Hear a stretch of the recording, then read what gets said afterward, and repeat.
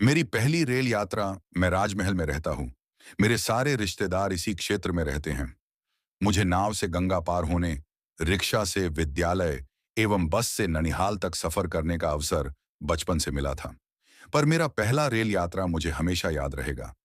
बात उन दिनों की है जब मेरे छठी कक्षा के ग्रीष्म विकास शुरू हुई।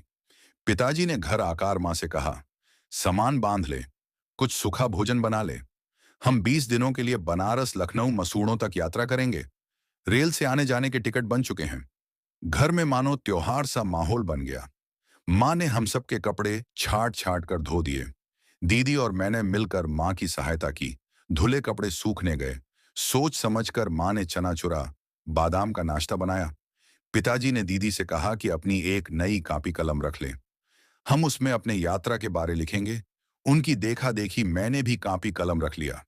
पिताजी माँ का एक बक्सा मरे और दीदी का एक बक्सा खाना, पानी का एक झोला चित्रकला, लूडो, कॉपी कलम। ये हमारे पिट्ठू में 10 मई को हम सब निकले।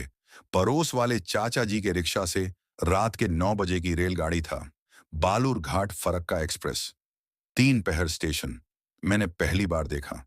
इतनी बड़ी सीढ़ी मैंने कभी नहीं देखा था। दीदी ने बताया, इन्हें फुट ओवर ब्रिज कहते हैं। बार बार ट्रेनों के आने जाने या देर से आने की खबर पी। इस सिस्टम में घोषित हो रहे थे ट्रेनें। पटरी पर घड़घड़ाती हुई दौड़ रही थी। इतने में हमारी ट्रेन की घोषणा हो गई।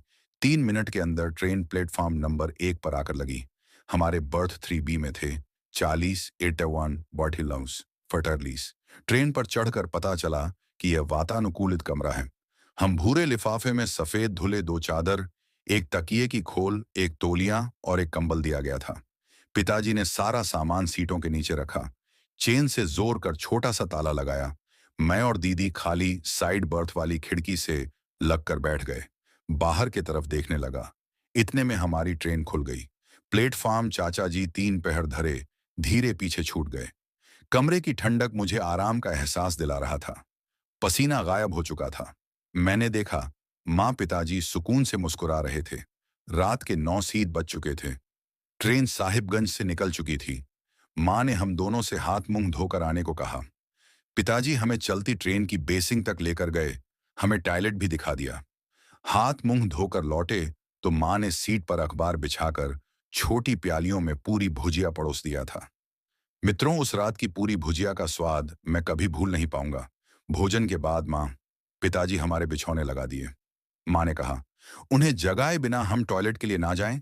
रीडिंग लाइट जलाकर हम दोनों ने अपनी डायरी निकाल और अपनी अपनी प्रथम रेल यात्रा के प्रथम चरण के विषय में लिख लिया।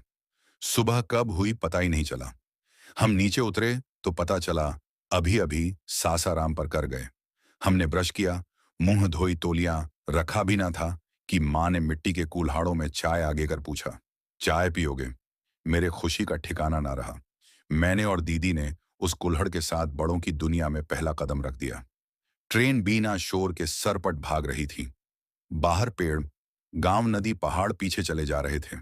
हमने लूडो निकाल चोरों मिलकर खेलने लगे तो पिताजी की होशियारी का पता चला। इतने में दीन दयालु जंक्शन आ चुका था। विशाल साहब प्लेटफॉर्म चमचमाता। फर्स मेरा दिल भर गया। पता चला आधे घंटे में ट्रेन वाराणसी पहुंचने वाली है। काशी स्टेशन 15 मिनट रुकी रही। हम दोपहर के 12:30 बजे वाराणसी के 9 नंबर प्लेटफॉर्म पर उतर गए। धन्यवाद। दी एंड।